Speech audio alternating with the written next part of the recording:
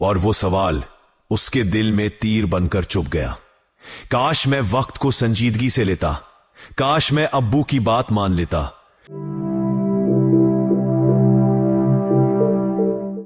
कहते हैं वक्त बहुत अजीब शय है, ये ना रुकता है ना पलटता है, और जब गुजर जाए तो सिर्फ पछतावा छोड़ जाता है।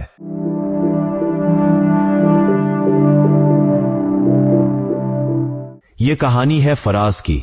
एक आम सा लड़का गैर मामूली ख्वाबों के साथ, सुबह देर से जागना, दोस्तों के साथ वक्त जाया करना और हर काम को कल पर डालना, यही इसकी आदतें थीं। इसके वालिद एक सादा मिजाज उस्ताद बार बार समझाते, बेटा वक्त का कोई नामा बदल नहीं होता, यही वो दौलत है जो एक बार चली जाए तो कभी वापस नहीं आती। लेकिन फराज हंसता, कंधे अचकाता और जवाब देता, अब्बू अभी तो बहुत वक्त है, जिंदगी पड़ी है आगे।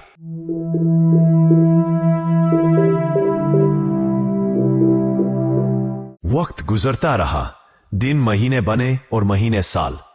जहां दोस्तों ने वक्त की कदर की, मेहनत की, आगे निकल गए, फराज वही का वही रह गया, एक ही जगह पर, एक ही ख्वाबों के साथ जो कभी हकीकत ना बन सके। फिर एक दिन वो पुराने दोस्तों से मिला। कोई डॉक्टर था, कोई इंजीनियर, कोई बिजनेसमैन। फराज ने उन सब की कामयाबी देखी और उसकी आंखें नम हो गईं। उस दिन वो घर आकर आईने में खुद को देखा और पहली बार उसने अपनी जिंदगी से सवाल किया, क्या वाकई वक्त मेरे साथ इंसाफ करता रहा या मैंने खुद अपनी जिंदगी से नाइंसाफी की।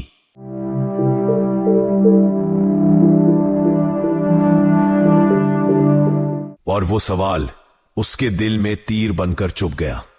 काश मैं वक्त को संजीदगी से लेता, काश मैं अब्बू की बात मान लेता, काश मैं हर दिन को आखिरी दिन समझकर जीता। लेकिन काश सिर्फ पछतावे का दूसरा नाम है।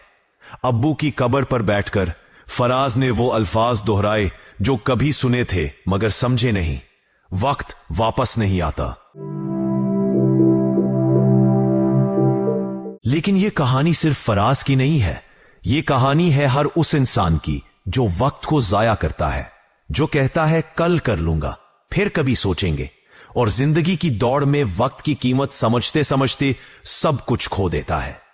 तो क्या वक्त वाकई वापस नहीं आता?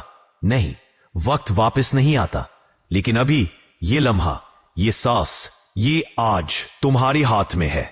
अगर फराज की कहानी ने तुम्हें हिला दिया तो उठो, वक्त को पहचानो, उसे जाया ना करो, क्योंकि अगर तुमने आज को अपना लिया तो कल तुम्हारा होगा।